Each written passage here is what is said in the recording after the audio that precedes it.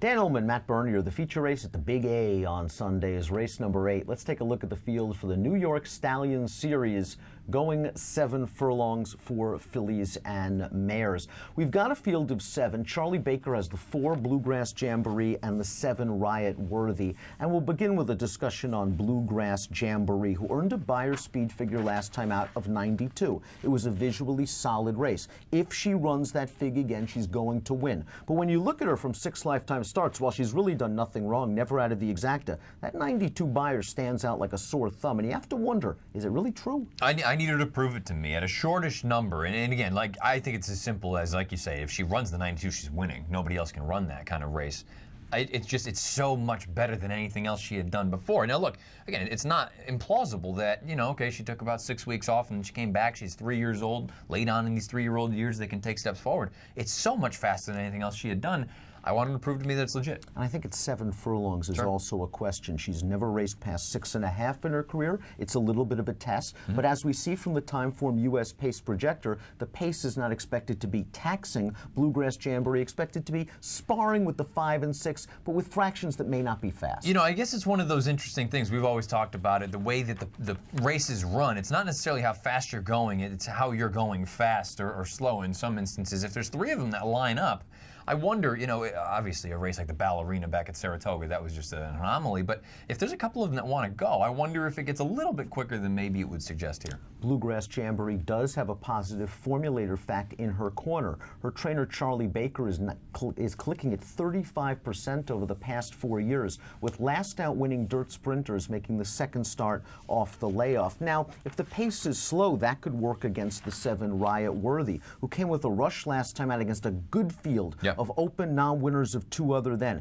She is stakes placed against New York breds in the past. She's got the chops to win, although the Beyer from her last race is kind of far and away better than what she's usually earned, and she's run 23 times. I guess the only thing with her that I at least am a little bit encouraged by, that was the first start off of a few-month layoff, and now you're going to come back second off. She's ready to go, ready to fire. I would suggest anyone that's looking at this race seriously, go back and see how Your Love runs at Laurel on Saturday to see if she wins that race or runs very well. Maybe that sort of confirms the form of that most recent run that non-winners of 2 other than. Riot Worthy does have an annoying habit of finishing second a lot, I believe 11 times in her career. The number 5 is Wonderment, going out for trainer Ken McPeak, a stakes winner at Finger Lakes 2 starts back, a stakes winner at Belmont 4 starts back. Last time out in the Iroquois, she kind of ran into the A-level New York bred fillies and mares, the Kazans and the Absolutely. So I think this is a little bit of a hidden class drop. I don't like that the Beyers have gone down, down, down in her last 4 races. Yeah, she's a horse that, look, if for some reason this came up on a wet track, I don't think it's supposed to be. I think you would move her up. And I also wonder, just overall,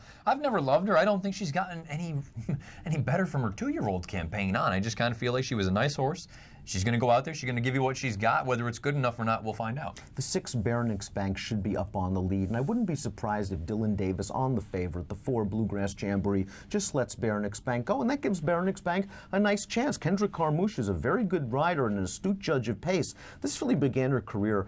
Her first 2 starts, she won by a combined 31.5 lengths with Beyer speed figures of 88 and 94. Since then, her career has been solid. She is a stakes winner. She won her most recent start, but she's never gotten back to those numbers. No, she hasn't. And you know what? I think that's unfair to think that she's ever going to get back to those. But I will say, you look at some of these races that she's been running in, to me, they're just the wrong races. She's been going 2 turns. She's been on synthetic. This is what she is. She's a sprinter on dirt. Now, 7/8, maybe that's pushing it a little bit. I think if you're Carmouche, one way to go. Send, and especially if they think that the pace is going to be a little bit on the slow side, I think your best asset is your speed. Try to blow this thing open. I like the turf to dirt route to sprint angle for the number 3, Frosty Margarita, who is a multiple stakes winner against New York breds. I think the problem is this. This horse was a really precocious early 2-year-old, early 3-year-old, and she just hasn't gotten much faster in her last 10 starts or so. Now, her and Wonderment remind me, they're very similar to me anyway, where they just never got any better, I think, from the 2- and 3-year-old form.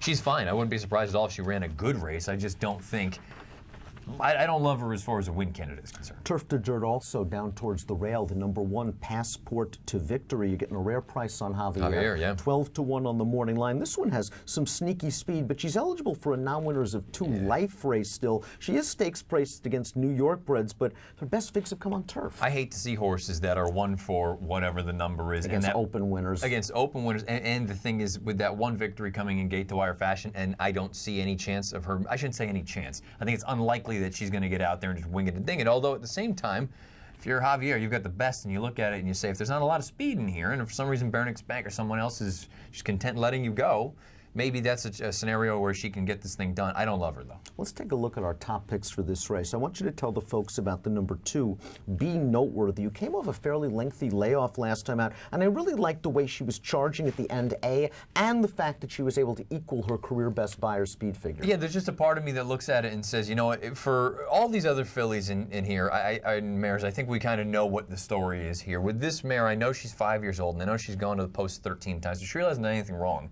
She's only been off the board twice from 13. She earned that 78 buyer last time at 6 furlongs. Getting out to 7, I think, is beneficial. And that was the first start off of about a 5 or 6 month layoff. I think she takes a step forward, second off. I think she's going to be a fair enough price of the 2. I know Wonderman beat her that day up at the Finger Lakes.